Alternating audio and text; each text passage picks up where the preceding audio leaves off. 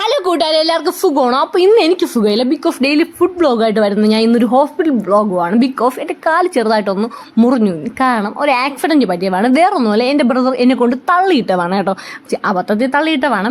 അപ്പോൾ അതിൻ്റെ പണിഷ്മെൻറ്റ് ഇരിക്കുക. ഇന്ന് കുറച്ച് ഷോപ്പിംഗ് ഉണ്ട്. അപ്പോൾ അവൻ ഇന്നൊരു ഫോൺ വാങ്ങണമായിരുന്നു. അപ്പോൾ നേരെ ഞാനും അവനും കൂടെ പോയി. ഇത് മൈജിയിലാണ് കേട്ടോ. അപ്പോൾ ഞങ്ങൾ അവിടെ പോയി കുറേ ഫോണൊക്കെ തപ്പി. അപ്പോൾ അവൻ ഉദ്ദേശിച്ച ഫോൺ കിട്ടിയില്ല. അപ്പോൾ കിട്ടാൻ വേണ്ടി അടുത്ത കടയിൽ പോയി കേട്ടോ. അവിടെ നിന്ന് നേരെ അടുത്ത കടയിൽ പോയി. ഫൈനലി അവൻ ഉദ്ദേശിച്ച ഫോൺ തന്നെ അവന് കിട്ടി. അവന് ഓപ്പോയുടെ ഏതോ ഒരു മോഡലാണ്.